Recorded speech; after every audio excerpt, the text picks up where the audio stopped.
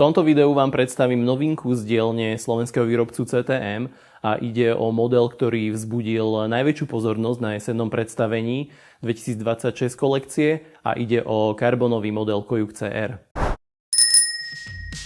Kojuk CR a Kojuk CR Race sú úplne nové modely v ponuke CTM a tieto bajky okrem známeho názvu, ktorý si požičali od už zabehnutého hliníkového modelu Kojuk, sú úplne nové, vyskladané na krásnom karbonovom ráme s karbonovou vidlicou. Samotný rám noviniek prichádza s geometriou, ktorá pôsobí skôr tak univerzálne.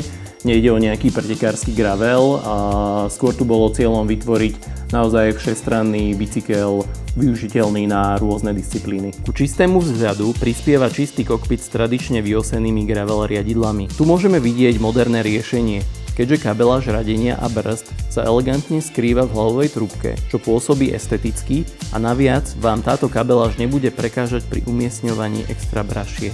Keď už spomíname tie brašne, tak takýto typ bicykla je úplne excelentný na jednu z veľmi populárnych disciplín, ako je bikepacking. Takže na ráme alebo aj na vidlici nájdeme veľmi veľa univerzálne využiteľných úchytov. Tým pádom takýto bicykel a konkrétne Kojuk môže byť perfektným parťákom na nejaké naozaj že dlhé výlety niekoľko dní alebo aj niekoľko týždňov. Kojuk CR prichádza v dvoch výbavových úrovniach. Poďme sa najskôr pozrieť na tú cenovo dostupnejšiu. Tá prichádza osadená na mechanickom jednoprevodníkovom a 12-rýchlostnom sete od Shimana a ide o osvedčené GRX. Ide tu o kombináciu sady 610 a 822. Čo je teda podstatné, tak je rozsah takéhoto sprevodovania.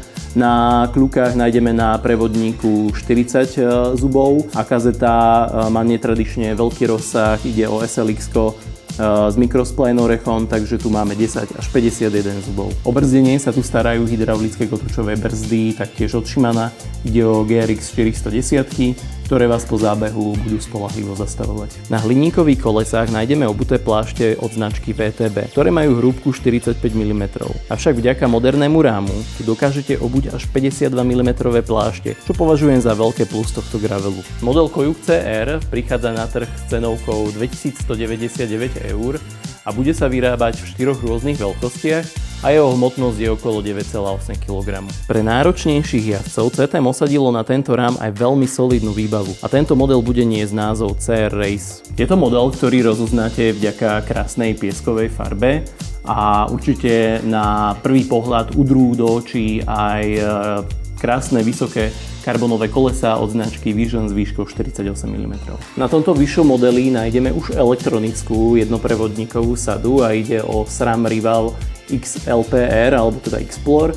Je to špeciálna sada určená pre gravel bicykle a tu konkrétne máme rozsah, vpredu na kľukách má prevodník 40 zubov a vzadu kazeta 10 až 46 zubov. Jednoprevodníkové riešenie zabezpečí jednoduchosť a ľahkosť takéhoto systému. Samozrejme, bike team trochu stráca rozsah sprevodovania a plynulosť a možno vďaka tomu nebude vhodný na brutálne stúpania alebo naopak na rýchlu rovinatú jazdu. Stále však pre bežných jazdcov benefity takéhoto riešenia prevyšujú negatíva. O brzdenie sa tu starajú brzdy rovnako SRAM Rival a tie sú teda vo svojej poslednej generácii naozaj výkonné, takže sa dá na ne 100% spoľahnúť aj v náročnejších podmienkach. Tento vyšší model prichádza na náš trh s cenovkou 3199 eur a taktiež bude dostupný v 4 rôznych veľkostiach a na váhe sa nám zobrazila hodnota 9,2 kg. Nový Kojuk CR je už na prvý pohľad veľmi zaujímavý produkt, je vidieť, že si v CTM-ku na ňom dali veľmi záležať. Už či sa rozhodnete pre ten základnejší alebo pre ten nabitejší model, bude už naozaj závisieť len na vašej náročnosti a samozrejme na vašom rozpočte. Bez ohľadu na to je táto cenová hladina, ktorú CTM-ko ponúklo pri karbonových graveloch skôr takou výnimkou, takže už len z tohto pohľadu tento bike stojí za to.